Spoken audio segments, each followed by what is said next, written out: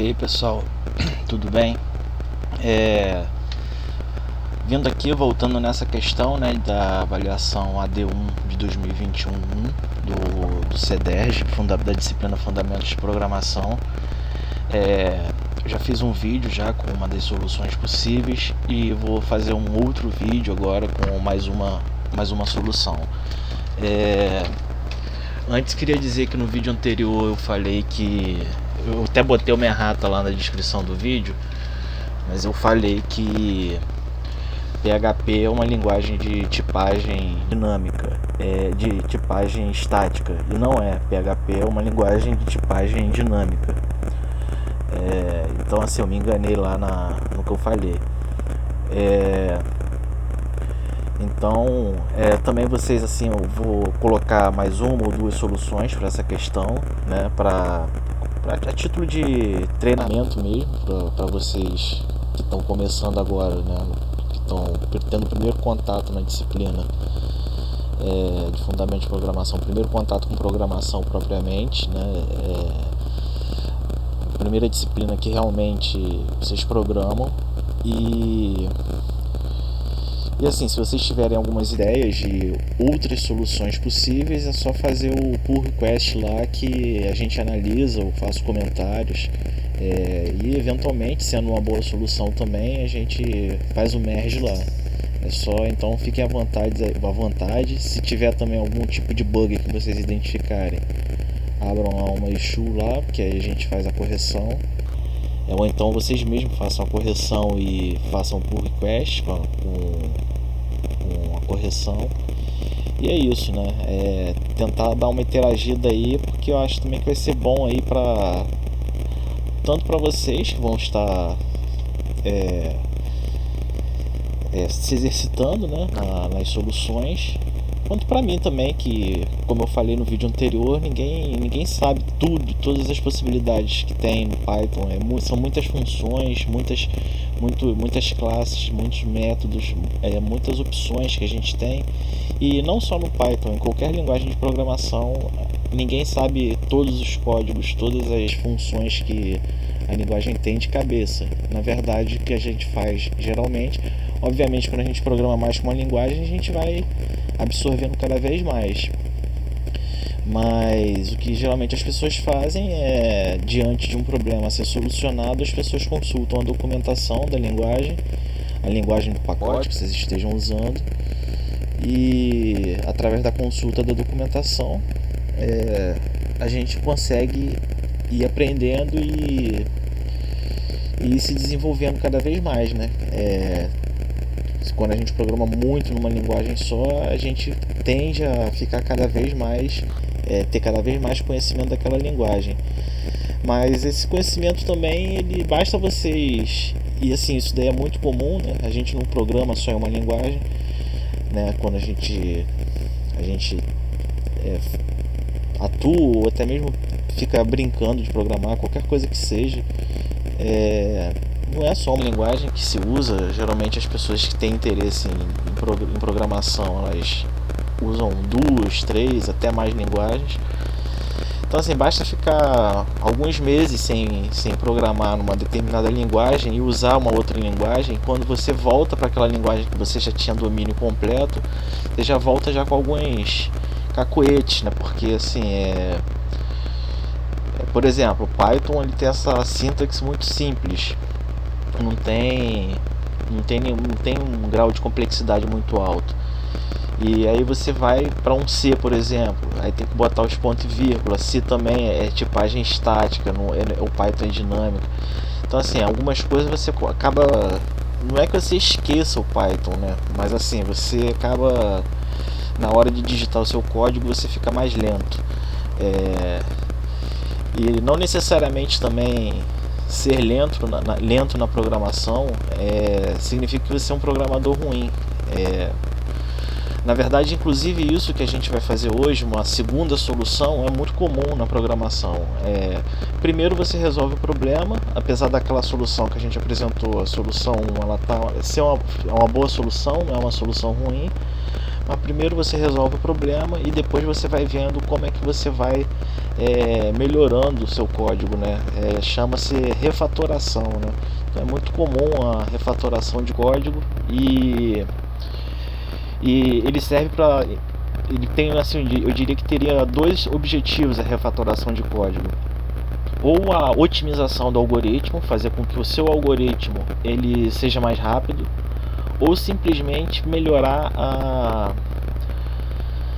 o entendimento do algoritmo, né, que outras pessoas vão ler o seu algoritmo, então fazer com que o seu algoritmo fique mais simples, fique mais legível e mais fácil de ser compreendido. Porque principalmente no mundo de open source, mas não só no mundo de open source, em empresas também, ninguém trabalha sozinho, sempre tem outra pessoa que vai estar trabalhando com você, tanto no desenvolvimento quanto em outras áreas do workflow do processo de produção de software. Então assim, se você trabalha no desenvolvimento, vai ter o cara que vai trabalhar no suporte e esse cara também vai ter que ter acesso ao código, né, para poder fazer algumas correções de bug que venham a ser identificadas posteriormente e que o pessoal de QA não tenha identificado, que tenha passado tanto pela fase de desenvolvimento quanto de qualidade, né? Então o código ele passa por várias mãos até chegar, né, ao cliente final, e quando chega no cliente final ainda tem a etapa do suporte também, que é feito também, né, com pequenas correções de bugs e etc, né? Então assim, não é uma coisa de uma pessoa só fazendo, né? Na vida real não é assim que funciona. E a mesma coisa também no mundo do open source, então nem se fala, né? Você vê os pacotes, tanto de Python quanto NumPy. Vamos lá dar uma olhada lá no GitHub, só para vocês terem uma ideia. O NumPy é um pacote, né? Muito usado também na ciência de dados. Eu não sei se... acho que ele está no GitHub. Sim, é porque eu pesquisei só no meu repositório. Aqui. Olha o número de pessoas envolvidas, né, nesse projeto. Contribuidores, 1.249 pessoas, né? Então assim, quantas pessoas utilizam esse pacote? 888 mil pessoas. Então assim, são 888 mil são usuárias, 1.249 deram no mínimo uma contribuição aí para esse conjunto de códigos aí, que é uma ferramenta excelente, resolve algumas equações, né, matrizes, trabalha com matrizes, vetores, muito de álgebra linear é usado com esse pacote NumPy. Então assim, eu acho que isso daí dá bem um cenário assim da importância de ter os nossos códigos legíveis, né? Porque se você escreve um código que não seja legível, você pode observar aqui que essa solução 1 não tem nenhum comentário. Só botei a docstring aqui com o link para o vídeo, a autoria e aquele negócio que eu escrevi lá no Leia-me também, né? Porque assim, algumas soluções que eu possa vir a fazer em alguns exercícios, elas podem não ser aceitáveis para a disciplina Fundamentos de Programação, porque o objetivo da disciplina é mais treinar algoritmos. E essa solução que foi apresentada, apesar de ter um map aqui, enfim, mas ela não houve um abuso do uso das funções, né? O professor vai encrencar mais quando ele realmente fizer algum tipo de pedido, como por exemplo o algoritmo de ordenação. Aí ele não vai querer que você use funções built-in do Python. Ele geralmente vai até te pedir ou vai pedir um selection sort, ou então um bubble sort, um heap sort, algum tipo de algoritmo, e esse algoritmo, a ideia é que você implemente. Então assim, se você fizer uma solução, mesmo que para ter aquela solução rápida assim, né, porque a gente sabe que tem o algoritmo de ordenação já implementado já no próprio Python, mas mesmo que seja uma solução rápida, assim, só para você ver o algoritmo de uma maneira mais macro, ele funcionando, antes de você fazer a implementação do seu próprio algoritmo de ordenação. Então essa seria uma solução, por exemplo, que não seria aceita, né, porque ela não atende os requisitos que o professor quer. O professor quer, na disciplina de fundamentos de programação, ele quer basicamente que os alunos treinem algoritmos, né? Então a gente vai fazer uma nova solução agora, da mesma questão, né? Porque senão eu vou ficar falando muito aqui.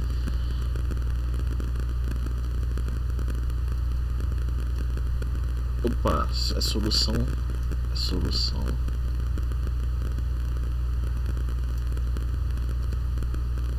2.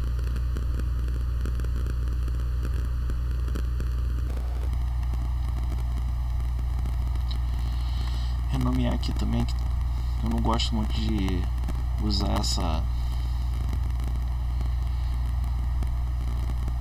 acentuação em nome de arquivo, não é uma boa prática.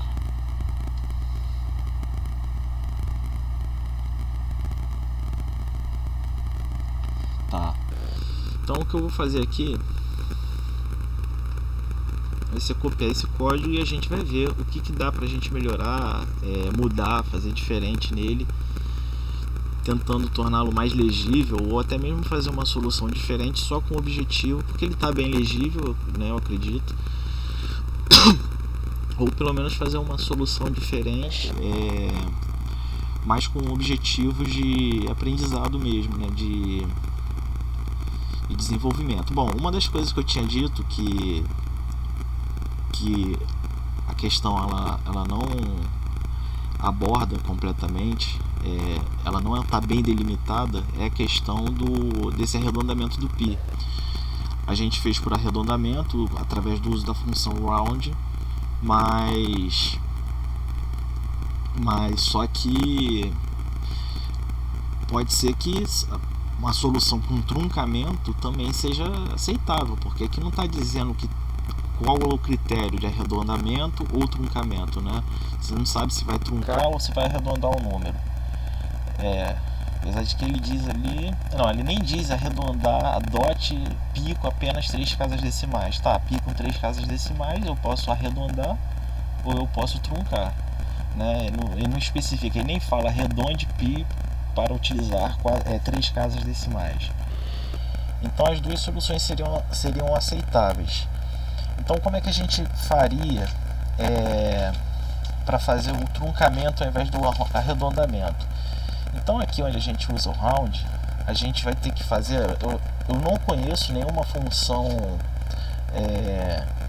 que já exista no Python que faça truncamento. Até porque é incomum fazer truncamento, né? Mas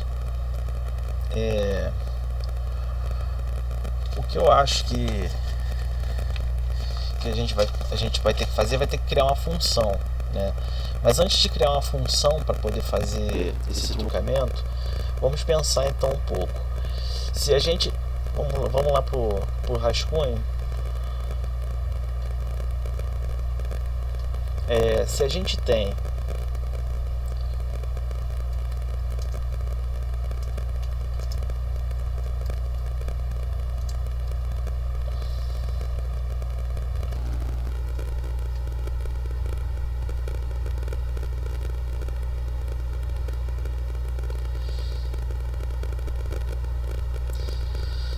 tem esse número, né, que é o π, e a gente quer truncar ele aqui, desconsiderar essa parte aqui do número, o que a gente pode fazer com as funções mais básicas que a gente tem, o que a gente pode fazer é pegar esse ponto flutuante, a gente quer 3 casas decimais, então a gente vai multiplicar por 10, 100, 1000.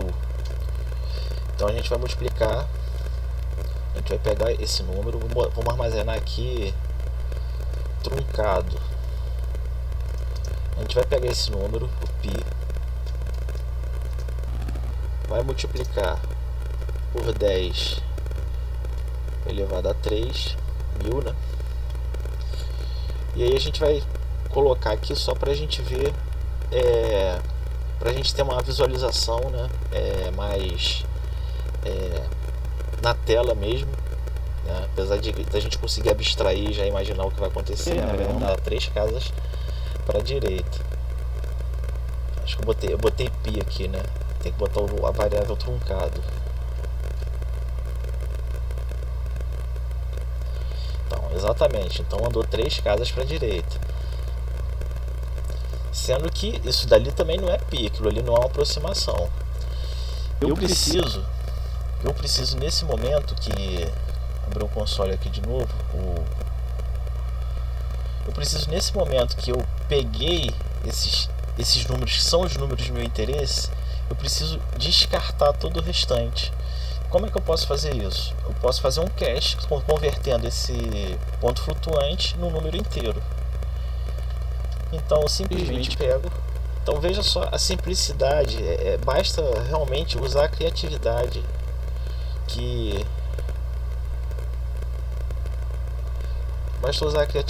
a gente consegue chegar à solução.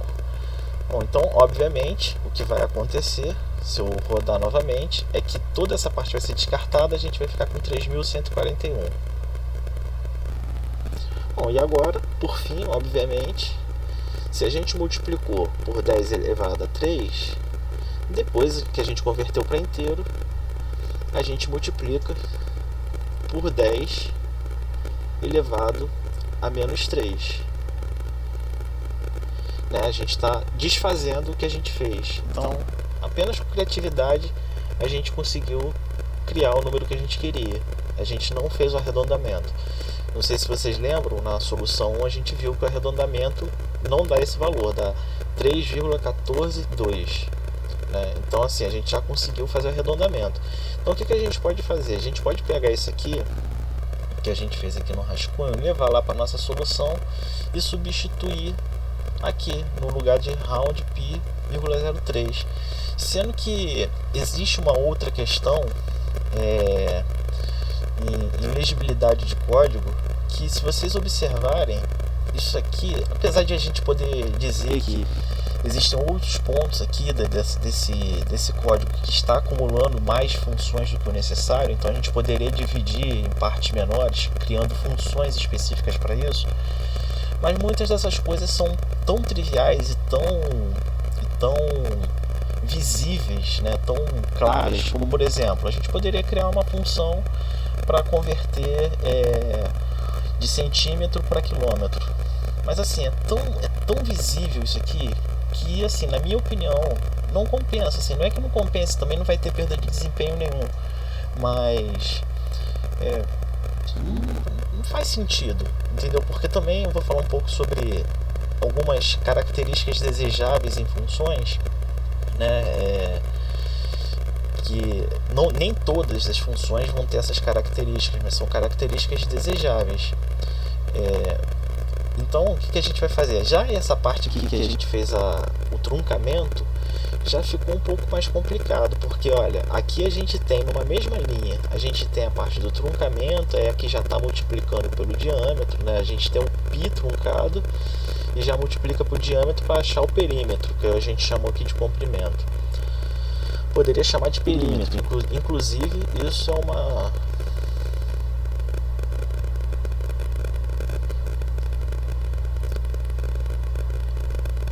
Eu não entendi o que aconteceu aqui. Duplicado.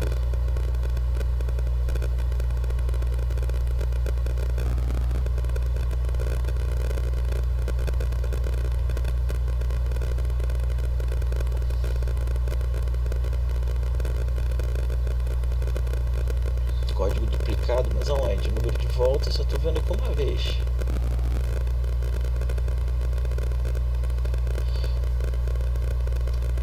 Bom, depois eu dou uma olhada nisso daí.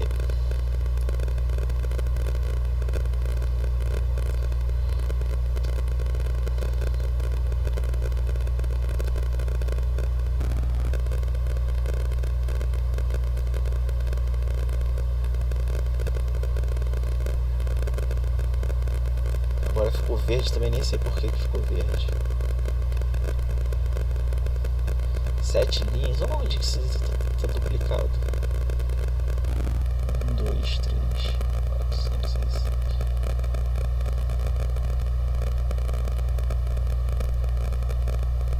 Bom, enfim, acho que a ideia fica meio doida aqui.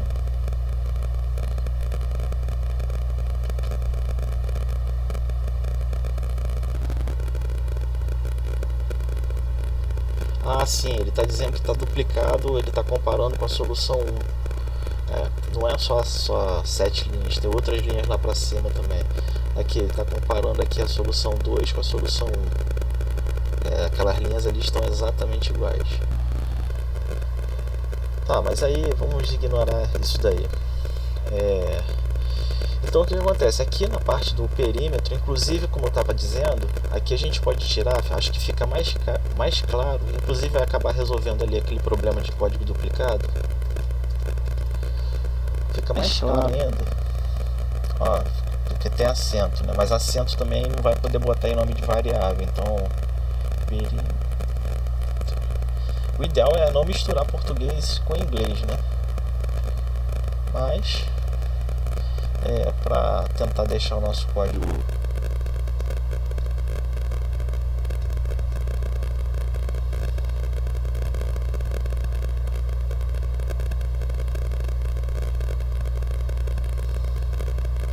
continua dizendo que está duplicado, mesmo tendo mudado o nome da variável.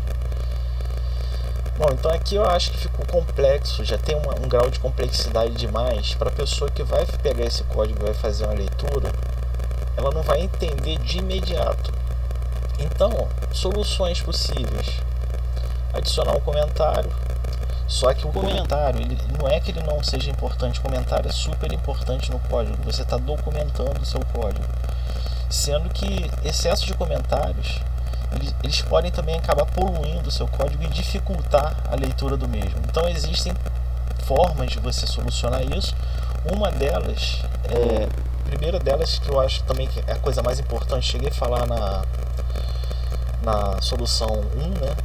Que é a questão de você usar nomes para as suas funções, para as suas variáveis, para as suas classes, quando vocês mexerem com orientação a objeto.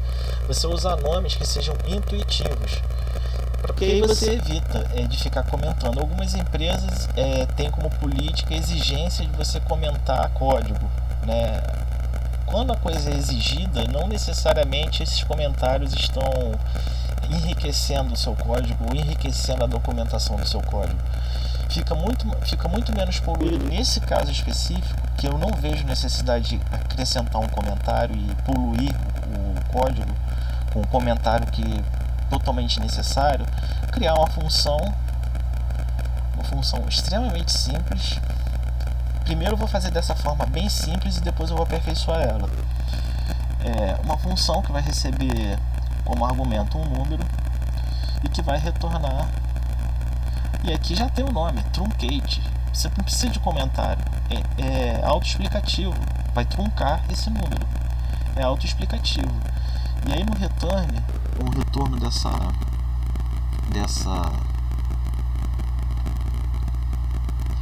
função, a gente vai pegar isso aqui, vai dar uma chamada aqui na função truncate p. Ele vai receber como parâmetro, né, como um argumento da função. Ele vai receber o número π. O parâmetro é quando ele está aqui na definição da função, e quando você passa um valor aqui, você está passando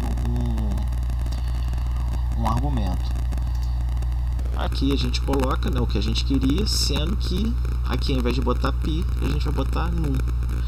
Bom, então a gente consegue observar já que o programa vai continuar funcionando, né, com essa modificação que a gente fez. Ele está muito, na minha visão, ele está muito mais legível, apesar de antes estava legível também, mas fazendo essa nova solução para truncar o número, ficou muito mais legível criando a função. E novamente, olha, está tudo funcionando. Ficou muito mais legível do que colocar esse conteúdo aqui na parte do cálculo do perímetro. Apesar de ser uma função extremamente simples, pequena, mas não tem problema. Você não criou o comentário, você criou uma função. Essa função ela pode ser generalizada um pouco mais, né? Se você pegar ali, a gente truncou pi, mas se você pegar essa função, tirar aqui o import ali também, se você pegar essa função e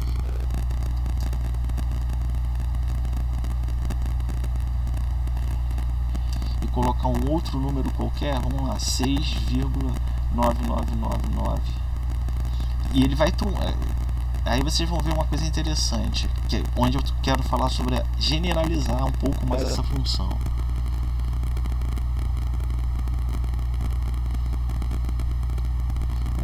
Tá, porque é ponto aqui.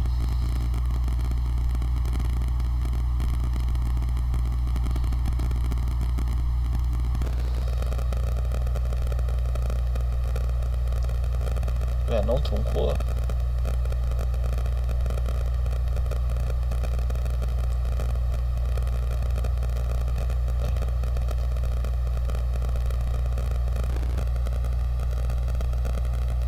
Por que não truncou?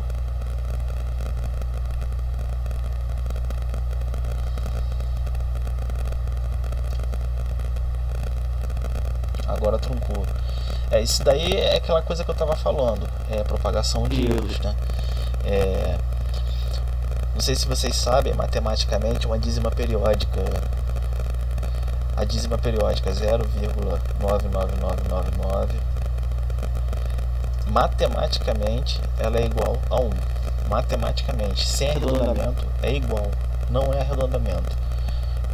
Matematicamente é possível provar isso. Então, assim, e o computador, querendo ou não, ele não consegue armazenar uma dízima periódica de fato. Ele tem restrições na sua capacidade de memória. Uma dízima periódica seria 9 infinitos aqui, infinitamente, vai embora até o infinito. Então, assim, o computador ele tem essa limitação na capacidade de memória. Cada número armazenado ele vai ocupar um espaço de memória. Então, assim, cada casa decimal que ele está armazenando ali, ele está ocupando memória.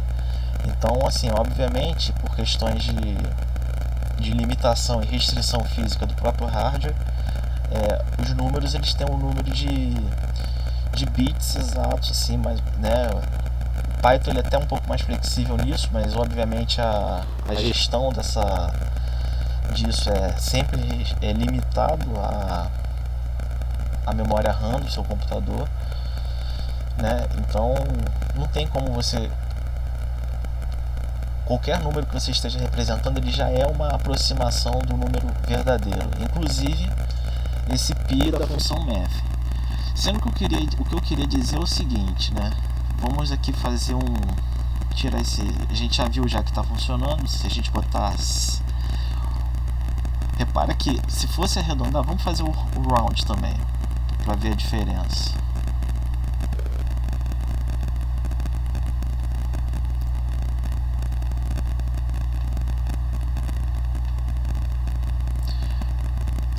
Eu esqueci de passar o segundo parâmetro do round aqui. Aqui passa 3. Inclusive isso daí foi interessante, porque é sobre isso que eu quero falar da generalização. Então, olha, repara que o truncamento ficou 888 e aqui ficou 889. Né? O arredondamento ele funciona de forma diferente. Então, repara só uma coisa. A nossa função de truncamento, ela só aceita fazer o truncamento para 3 casas decimais. E a gente pode generalizar um pouco mais essa função. Então o que a gente pode fazer aqui? Vou até colocar aqui o help do round também. Repare que quando a gente usa o help, a gente passa só o nome da função, a gente não passa os parênteses. Os parênteses, né, do round aqui que engloba os argumentos. Então, aqui está o help, né? O round ele tem como argumento um número, beleza, a gente tem esse número lá, e ele tem um número de dígitos e o igual a none, né? Que se a gente não coloca esse segundo parâmetro, esse igual a none, ele está dizendo basicamente que você pode ignorar, você não precisa colocar esse segundo argumento. Mas eu vou falar um pouco sobre isso. Vou deixar sem esse igual a none por enquanto. Vamos botar aqui n digits, deixar sem por enquanto.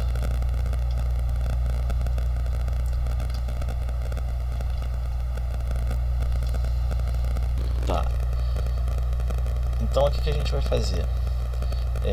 No lugar de 10 elevado a 3 aqui, a gente vai colocar o n digit, que é uma variável, um novo argumento que a gente vai passar para essa função, para o parâmetro dessa função.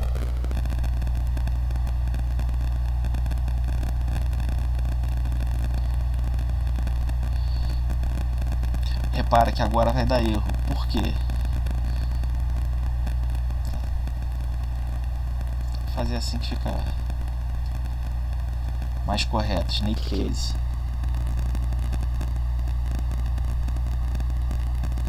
Vai dar erro. Type error. Ele sentiu falta de um argumento posicional, né, de que ele é necessário. Por que o round, né, ele permite que você ignore esse valor e o truncate não está permitindo? Simples, porque o round ele tem um valor default. O valor default que eles botaram lá é none. Então a gente pode tentar fazer dessa forma também. Sendo que se a gente deixar none e a gente tentar dividir, elevar a none aqui, vai dar problema também. Então a gente precisa tratar essa informação. Olha lá, type error, não suportado, operando não suportado, potência, né? Inclusive essa aqui é outra forma de fazer a potência. Em Java também tem essa função também. E eu acho que em C também tem. Não tenho certeza não. Você não pode fazer o inteiro, que é o número 10, elevado a nada, né? E nada, em termos de programação, não é igual a zero, né? Então a gente precisa tratar essa informação. If not n digits, n digit ele vai ser igual a zero. Ou seja, eu quero 0 casas decimais. Aí vai ter o mesmo comportamento do round. Ele vai pegar só a parte inteira. Inclusive, essa é uma outra forma que a gente tinha feito, acho que aqui na solução 1, né? Alguma coisa aí para pegar a parte inteira. Não lembro se foi na solução 1. Agora não estou lembrado se foi na 1 ou se era na 2 mesmo. Acho que foi na 2 mesmo, essa parte aqui. Mas seria uma outra forma da gente pegar só a parte inteira, né? Usar o round e botar e deixar só o primeiro argumento, né? Então aí aqui a gente colocou 0. Então se não tivesse, se for um none aqui, ou melhor, ao invés de botar not, vai funcionar, isso daí vai funcionar, mas acho que tem uma forma mais interessante. Olha lá, funcionou. Só que o truncate ficou 6 e o round arredondou, foi para 7, porque o valor da primeira casa decimal é um valor acima de 5.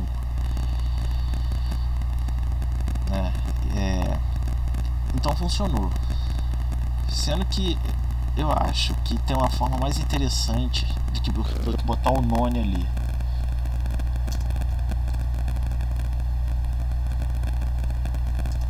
Is none. Poderia colocar um igual, né? O igual ele já reclama já, mas ele vai funcionar também. Comparação com o none foi feita com um operador de igualdade, né? E aqui a própria PEP8 já traz a informação que a operação de none tem que ser feita com if condição is none, né? Então, mas vamos lá que de qualquer forma funciona. Ah lá, novamente funcionou. Vou tirar esse help aqui do round, que não é mais necessário. De qualquer forma funcionou, né? Como eu disse, isso aqui é só um alerta, né?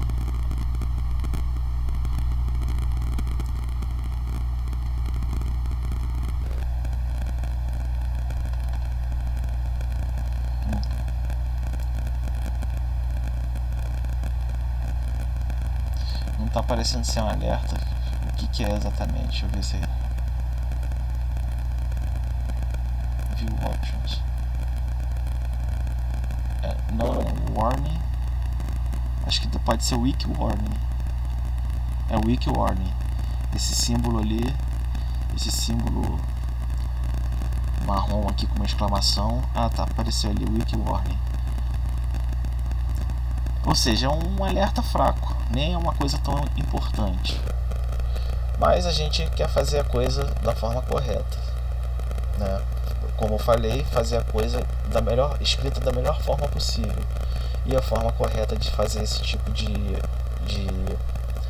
operação comparando um inteiro ou qualquer coisa com um none, é botar is none, né? E aí a gente agora pode testar. Vamos botar aqui 3 dígitos e vamos botar também. A gente já viu já que funciona, ou seja, a gente já resolveu esse problema. Está funcionando já sem passar o segundo argumento. Mas agora a gente vai botar para fazer 3 dígitos. Eu quero 3 casas decimais. Funcionou. Eu quero com 4 casas decimais.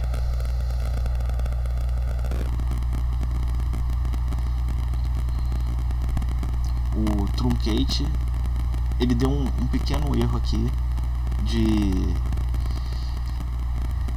que é aquela coisa que eu falei de propagação de erros. Na verdade ele truncou, sendo que, como vocês podem ver, ele deu um resto aqui, sobrou uma coisa ali.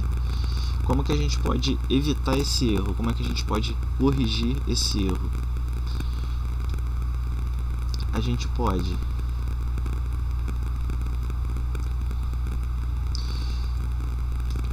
criar uma string formatada.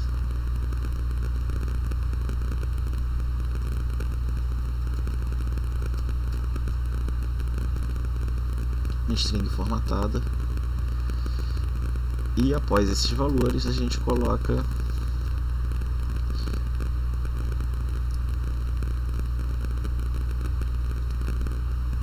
ponto. Eu não sei se isso aqui vai funcionar. Não vai funcionar.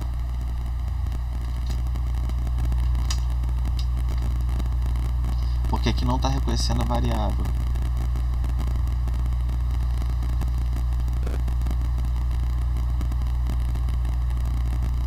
Então isso aqui não é uma boa solução.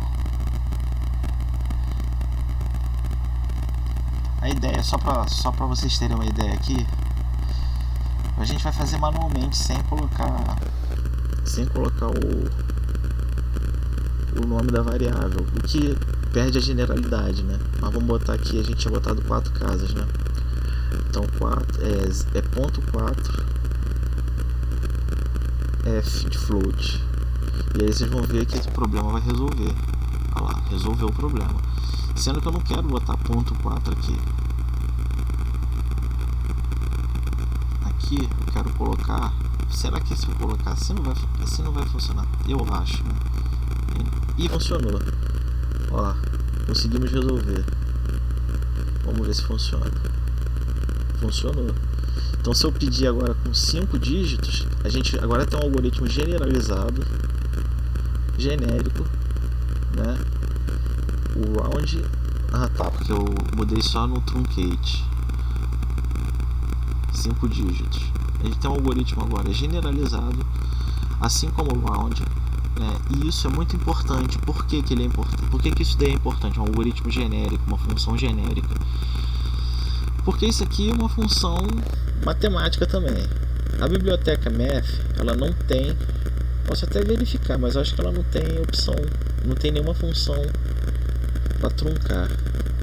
E tem, trunque. Então, olha só isso aqui já resolveria o nosso problema, né? Acabou que eu criei uma função similar ao que já existe na biblioteca math. Então, vocês estão vendo, eu não conhecia, não lembrava que existia o trunque na biblioteca math. E existe já essa função. Talvez ela seja até implementada dessa forma, só que a implementação dessas funções no Python elas são em C, né? Python ele foi escrito em C. Mas enfim, de qualquer forma a gente criou a nossa função. A gente não precisava ter criado porque já existe essa função na biblioteca math. Mas o que eu quero dizer? Eu quero dizer o seguinte: com essa generalização, essa função você pode utilizar não só nessa solução desse problema que vocês estão usando. Essa solução você pode transformar em algum momento no futuro, você pode transformar em um módulo ou em um pacote, que basicamente são as coisas que a gente faz a importação aqui, né? A gente faz a importação. Então você pode criar o seu próprio módulo, você pode publicar o seu módulo se você quiser lá no PyPy, né? O repositório do Python de pacotes de terceiros. Se você quiser, você pode criar um pacote e pode publicar lá. Então você acabou de criar uma função matemática, e se você tiver um conjunto de outras funções constantes, enfim, alguma coisa que você não conheça, ou que você acha que talvez o seu algoritmo esteja melhor, mais rápido que as outras bibliotecas de terceiros, você fez um benchmarking e identificou que seu algoritmo está melhor, ou das duas uma, ou você contribui com a biblioteca de terceiros, ou você cria seu próprio pacote, né? E publica também, ou não, cria só para você também, né? Mas assim, eu acho que colaborar, né, com a comunidade eu acho importante também. Agora, para criar uma biblioteca, assim, uma coisa que é interessante, também não é obrigatório. Isso aqui já está tudo funcionando, como vocês podem ver, né? Vamos botar com 3 aqui, né, para a gente ver o 3. Se a gente tirar, ele vai funcionar, vai ficar só na parte inteira. Tem uma coisa chamada type hinting. No geral, porque vamos fazer o seguinte: help truncate. Vamos ver o que ele dá aqui. Ele dá o nome da função e os argumentos ali, mas não diz nada sobre que tipo de argumento é esse. Sabe, eu posso passar o que? Posso passar uma lista, posso passar uma string ali? Não, se eu passar uma string vai dar erro. Vamos só fazer um exemplo aqui passando uma string.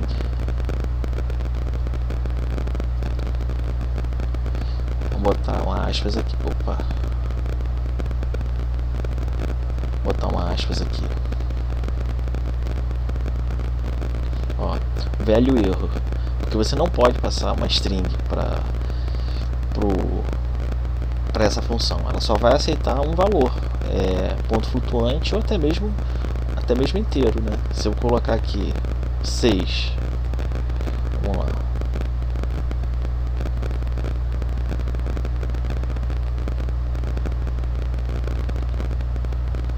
olha lá, 6 e ficou com 0, 0, 0. Se eu botar aqui 5 casas, vai ficar, nem o round fica, hein? O round não fica com não. Se você botar um número inteiro e pedir 3 casas, vamos fazer aqui um número inteiro. Essa parte de cima aqui a gente já pode tirar, esse outro print aqui. Agora o primeiro resultado vai ser do round, o segundo vai ser do truncate. A gente forneceu um inteiro. Repara que o round ele vai botar só uma casa com 0. Não botou nenhuma. O truncate ele já respeitou já essa questão do que a gente quer, né? Se a gente está pedindo 3 casas decimais, por mais que 0 depois da vírgula à direita não tenha valor, não tenha peso algum, mas se a gente pediu, é desejável que a gente tenha a impressão do jeito que a gente quer, né? Então, assim, num, que é esperado aqui? Bom, a primeira coisa que a gente vai fazer, eu poderia dizer, num, aqui é esperado um float. Isso é o type hint. Então, assim, se a gente vê o help novamente, ó, aqui já tem mais uma informação, é um float, sendo que a gente pode receber o inteiro também. Então, o que a gente vai fazer? From type import union.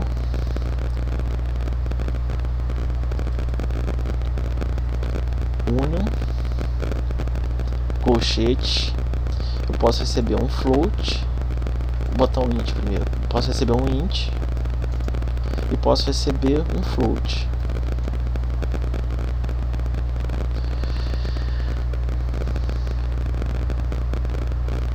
Duas linhas em branco. Ó, repara que não tem nenhum, tem um alerta, nenhum alerta, certo? Agora olha só, o que vai acontecer, além do nosso help ele tá mais completo aqui nesse momento, que você sabendo que o union significa um ou outro, né? Então aqui você já tem mais informação no seu help, porque se você vai criar um módulo ou vai criar um pacote, é desejável você documentar isso direito para que as pessoas possam utilizar o seu módulo, né? Tenham capacidade de conseguir, sem precisar pensar muito, olha a documentação e já sabe o que tem que fazer. Então aqui a gente tem a gente fez a primeira parte. A segunda parte aqui, que a gente tem esse valor default, a gente pode colocar aqui a mesma coisa, union, só que aqui a gente só pode receber um inteiro ou o nome. Então, o que acontece?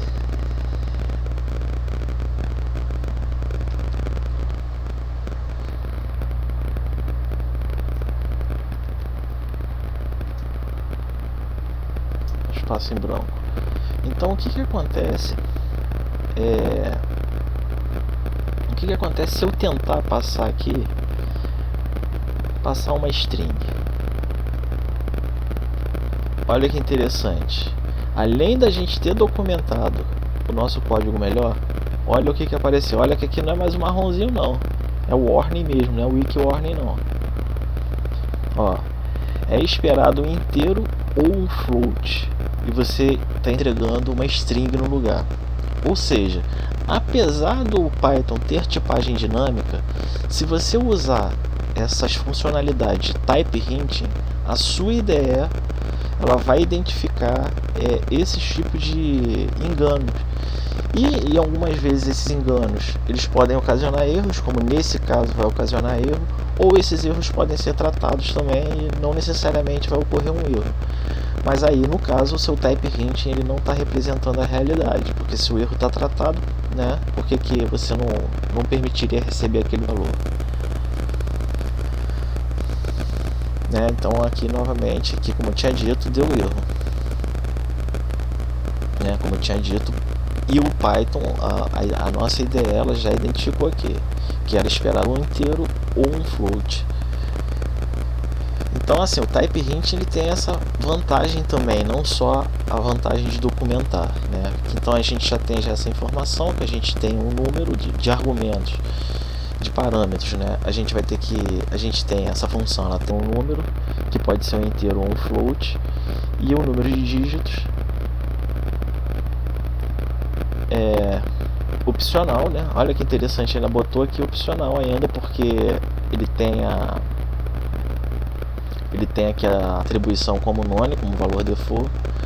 Então olha como é que está ficando interessante. Aqui nessa parte aqui, na minha ideia é Alt Enter. Specify. Ainda tá faltando, depois tem que botar o retorno lá. O retorno vai ser vai ser union, porque ele pode ser um inteiro,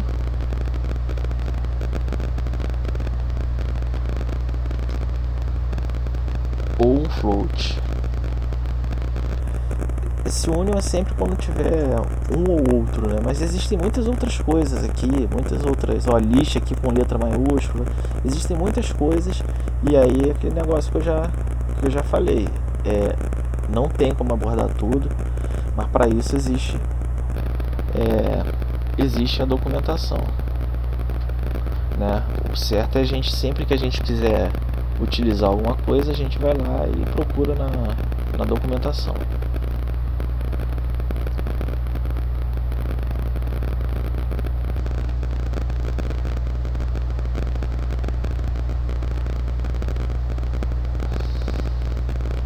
Aqui está a biblioteca, né, dos type hints, né? Aí você pode ver toda a documentação. Tem uma PEP também com as especificações, PEP 484,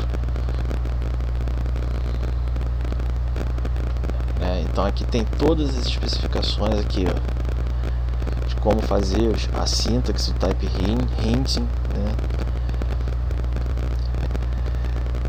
E aqui a documentação com todas as new type, callable, que é a própria função, né?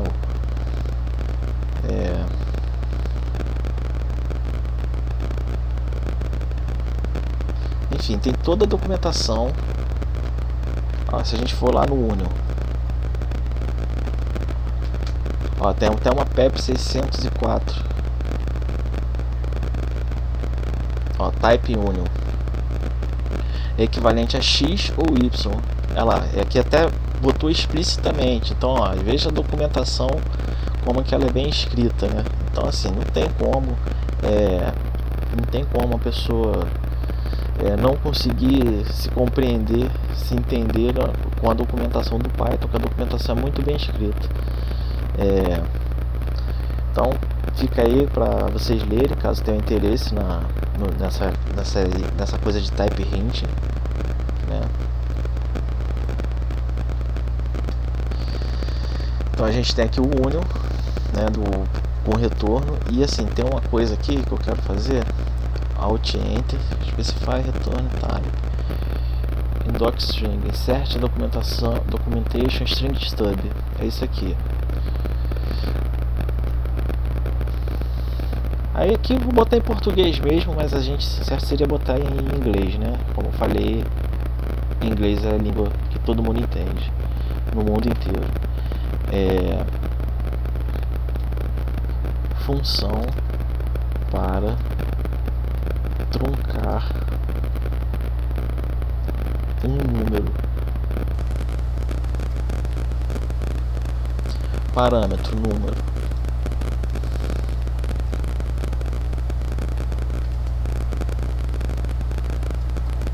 Número a ser truncado. Parâmetro, número de dígitos.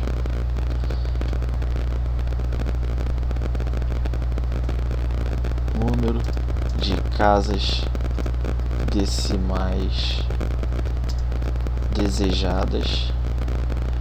E o retorno, que vai ser o valor truncado.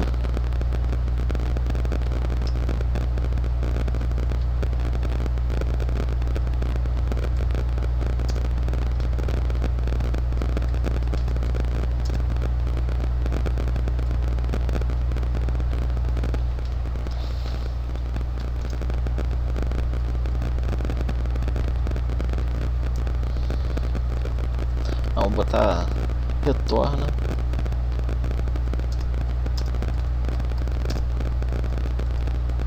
valor truncado.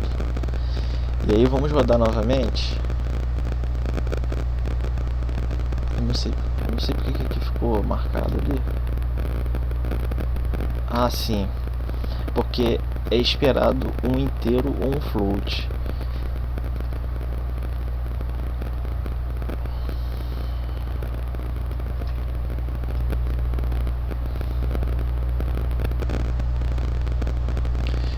Eu acho que a gente vai ter que... Nem precisa desse union, a gente vai deixar tudo em float mesmo.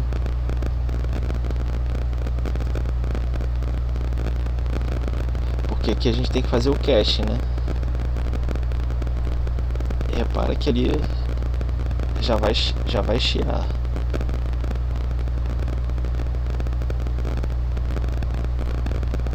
Como?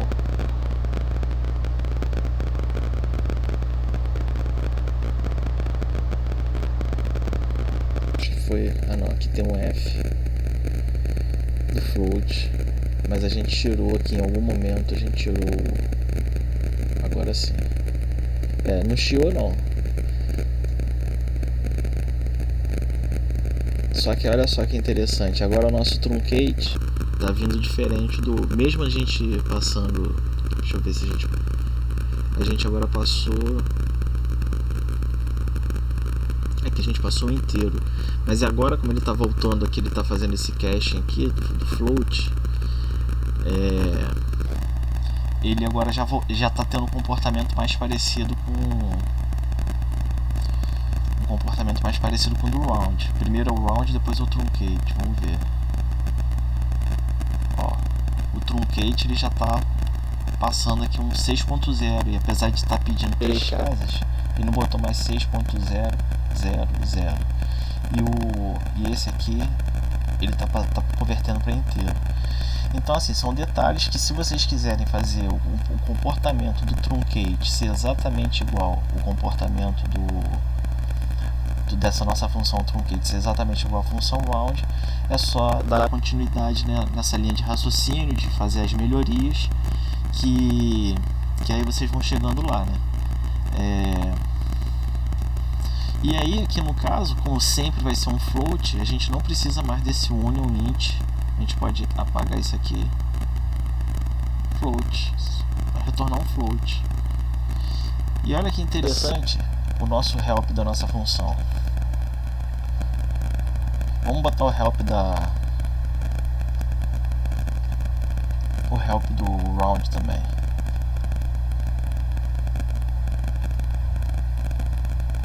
Repara como é que tá bem parecido.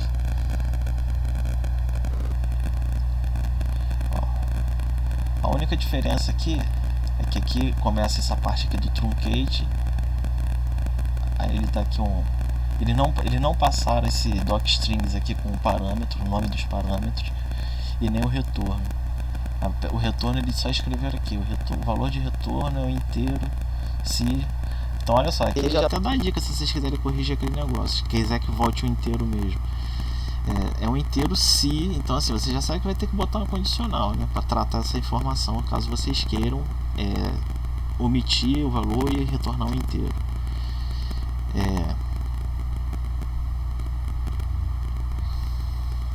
Então já até lendo o help deles ali, já dá até para ter uma ideia como é que eles implementaram isso. N-digits aqui ainda pode ser negativa, apesar de que aqui também poderia. Vamos fazer um teste aqui. Primeiro ao round, depois ao print.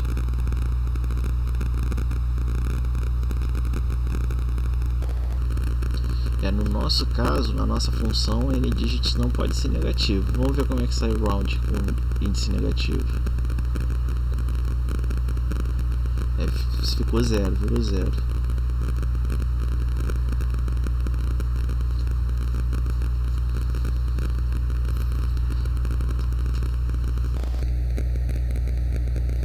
Então, a gente fez uma função mais genérica e a gente pode usar ela não só para resolver o nosso problema ali, como a gente pode usar ela em outras ocasiões, em outras soluções, e a gente pode até mesmo criar um módulo ou um pacote para resolver, para publicar, para divulgar para outras pessoas e que outras pessoas se beneficiem dessa função, né? Caso um dia, claro que você não vai fazer um módulo com uma função só, né? Você vai juntar outras funções matemáticas e vai fazer um módulo com mais funções, com mais funcionalidades. From, typing,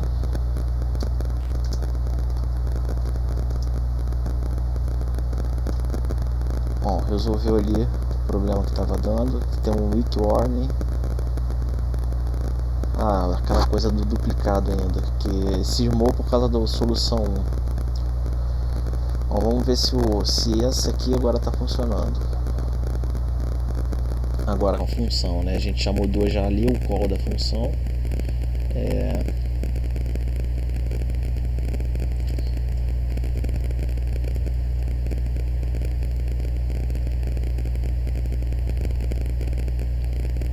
$50, né?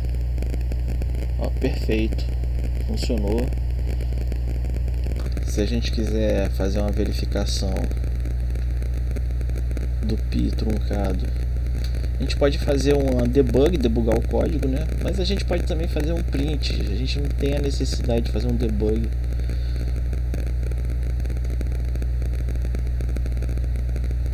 Um debug só para isso.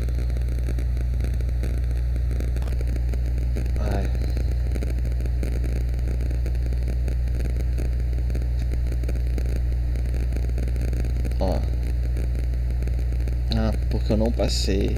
E aqui também tá saindo errado, tá? Porque olha só,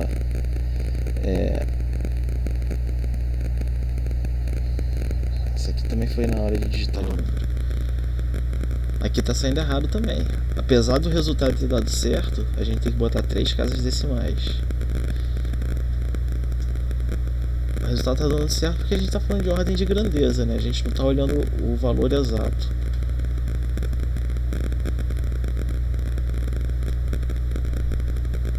Agora sim.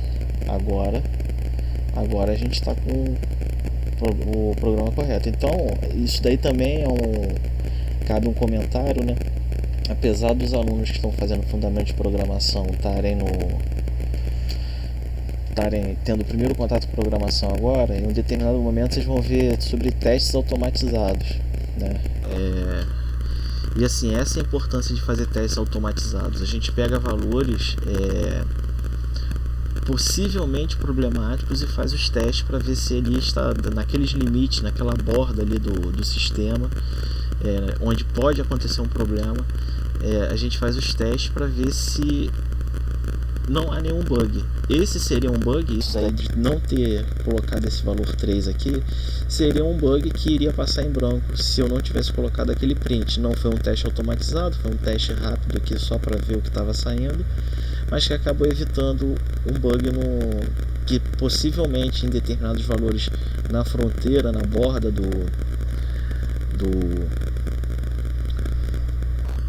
nos limites, né, no intervalo, dos limites do intervalo numérico ali, onde você vai ter a mudança de 8 para 9 ou de 8 para 7, que provavelmente, porque aí quando fosse fazer essa comparação aqui, de repente iria dar igual 3,16, né, o M, sendo que em função do arredondamento de maneira errada, ao invés de dar 3,16, dá 3,1, e aí já não vai cair nessa condição, então já vai gerar a resposta errada.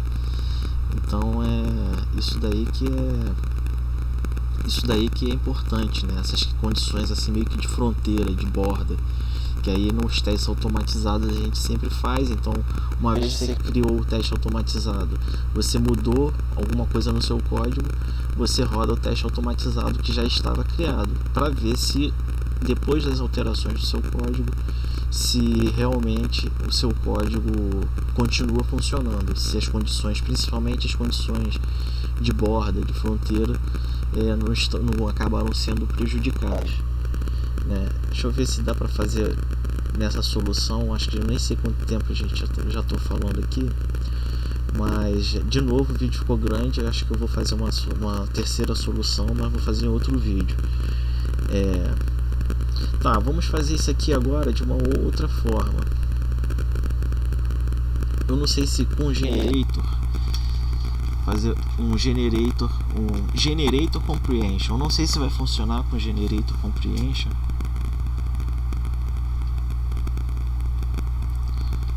Tirar esse map, float i, não, float val de velho, float val espaço for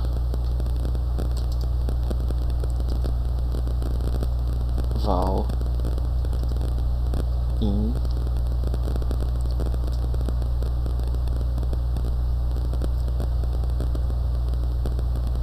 e aqui tem um parênteses a mais que era do map, né? Vamos ver se funciona.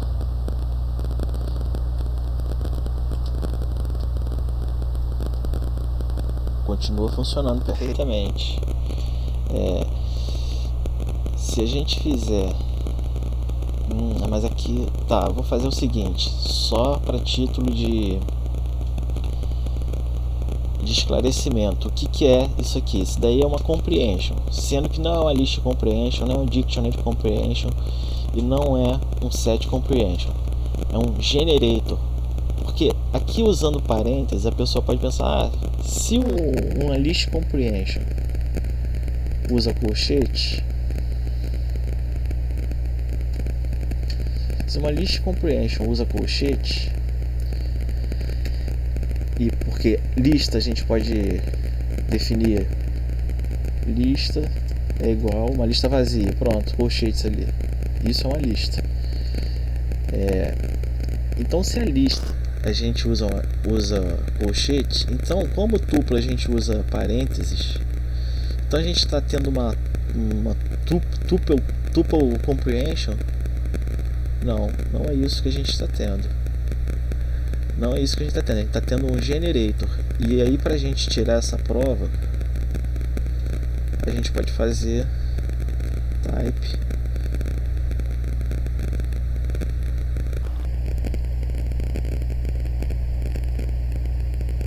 porra, acho que deve ter saído o número lá de novo, lá no código.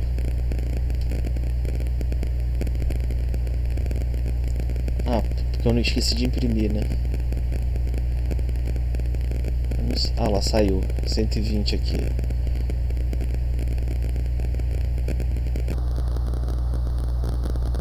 Porra, agora eu me perdi. Ali, type. Tem que botar pra imprimir aqui. Print.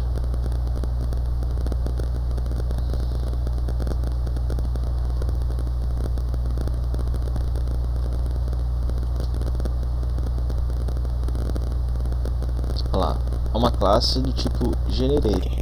E o que é essa classe generator?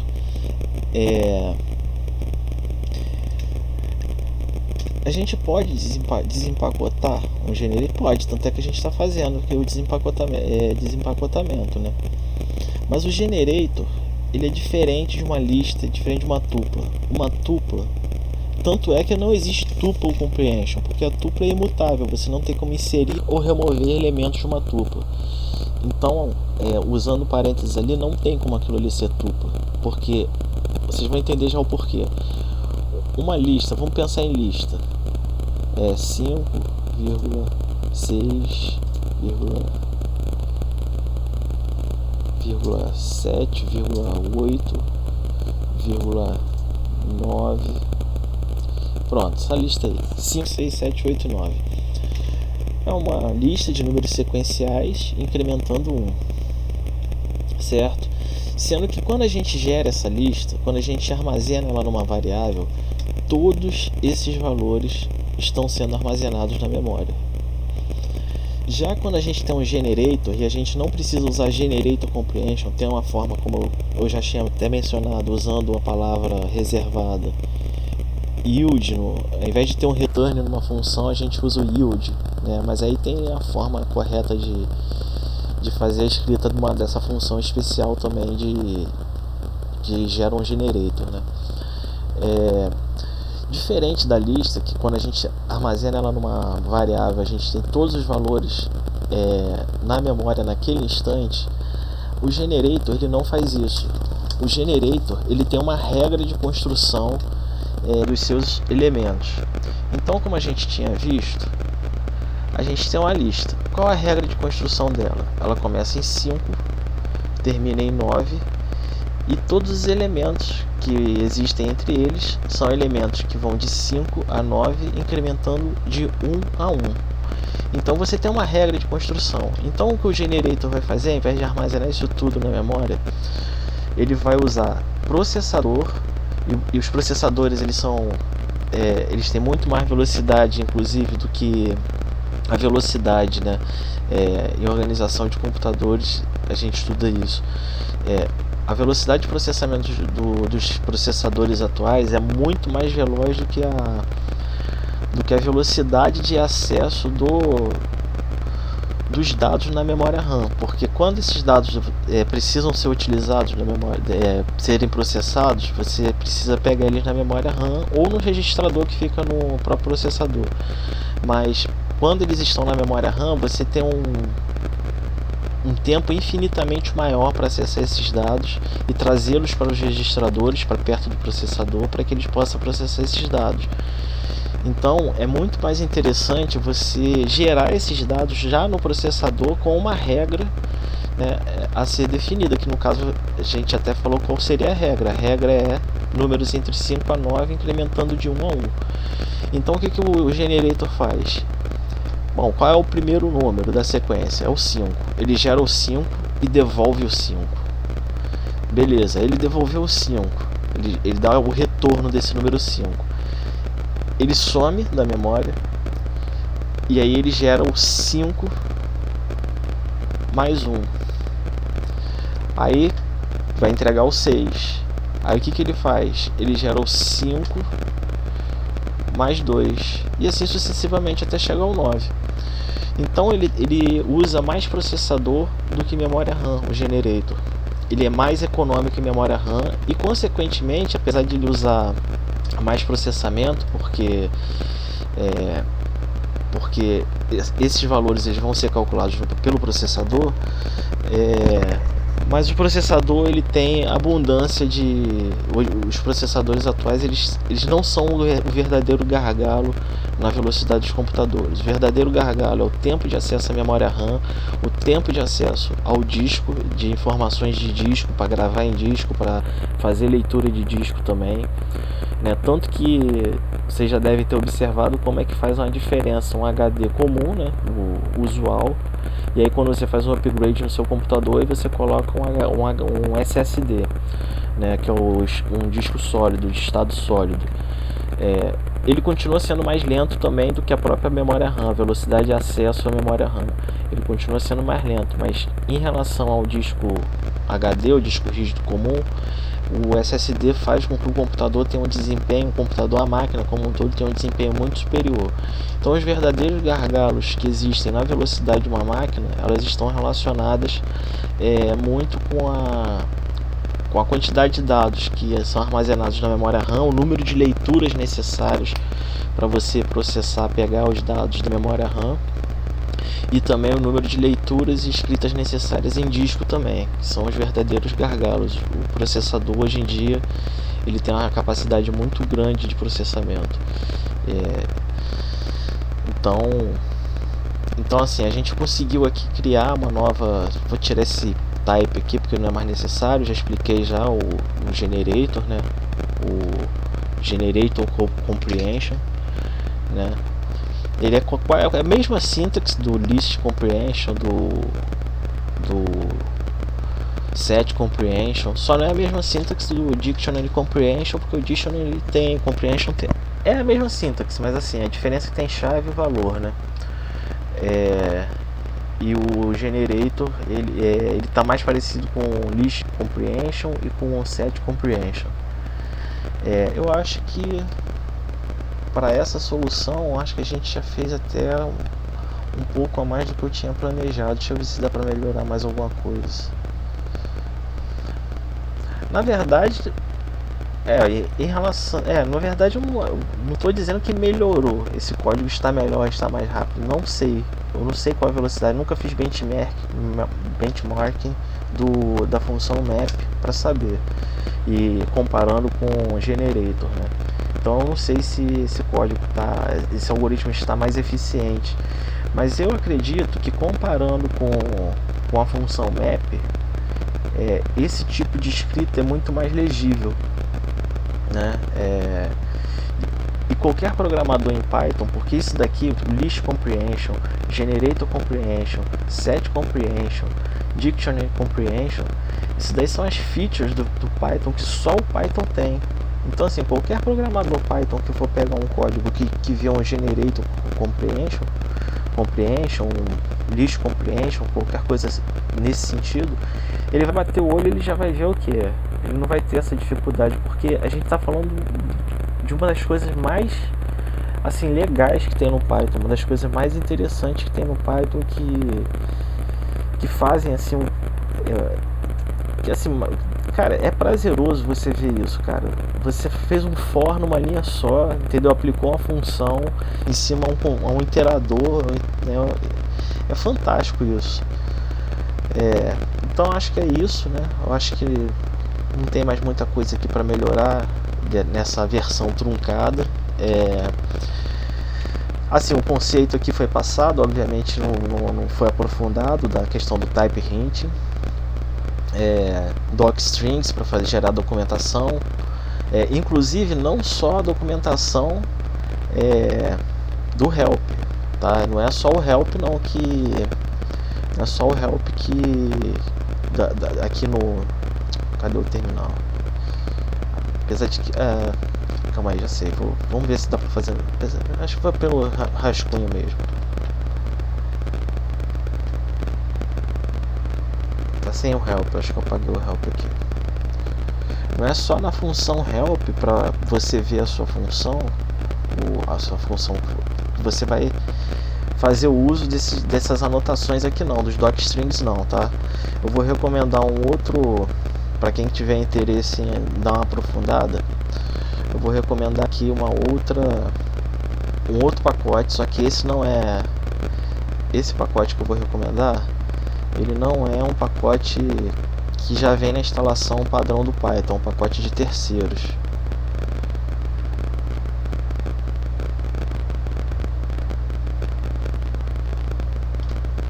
Então vamos lá no PyPy.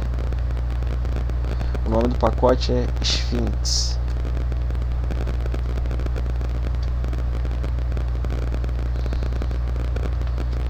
Ó, só que a gente já tem a descrição: Python Documentation Generator. Repara que essa página e essa página, elas são quase que a mesma página. Os links, a forma como os dados estão dispostos, elas são quase a mesma página. Sendo que são, apesar de que essa aqui ainda é a página do PyPy ainda.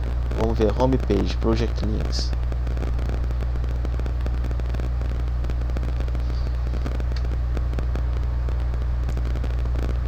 Ó, essa página, ela com certeza ela deve ter sido gerada. Deixa eu ver se aqui tem escrito. Aqui. Criado, usado, Sphinx 5.0.0 mais. Essa página é uma página gerada automaticamente por esse pacote chamado Sphinx. E como que ela gera essa documentação? Ela gera fazendo leitura.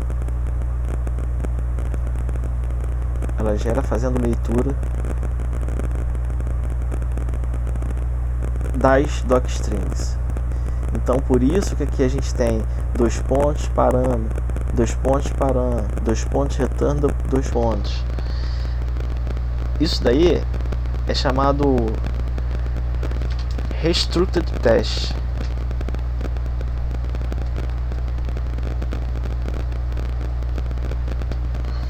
Que é a forma, né? Tem a linguagem Markdown, tem essa restricted test. Deixa eu ver se aqui formato. É uma linguagem de marcação, né? Markup format. Então assim, através desse tipo de docstring, você consegue gerar automaticamente a documentação do seu programa, para que outros desenvolvedores tenham uma página com documentação. Porque assim, geralmente a documentação é para desenvolvedores, né? Usuário, geralmente a gente faz manual, a gente não faz documentação, descrevendo classes, descrevendo funções. Usuário, a gente geralmente faz um manual do usuário. quem faz consulta de documentação é desenvolvedores. Então, se você tem um open source bem documentado, as chances de você, e se o seu projeto é interessante, mas as chances de você conseguir obter novos colaboradores para o seu projeto são muito maiores, porque a pessoa que se interessar pelo seu projeto, ela vai ter como estudar seu projeto, entender melhor o seu projeto e vai conseguir colaborar melhor com o seu projeto. Então é isso, acho que a solução 2 já ficou de bom tamanho, acho que não tem mais nada aqui que possa melhorar. Talvez eu faça ainda um vídeo com uma solução 3 ainda. Então é isso, pessoal, falou, e se inscrevam aí, curtam aí o vídeo e não se esqueça também de, se vocês tiverem uma outra solução, de fazer um pull request lá no GitHub. Falou, pessoal.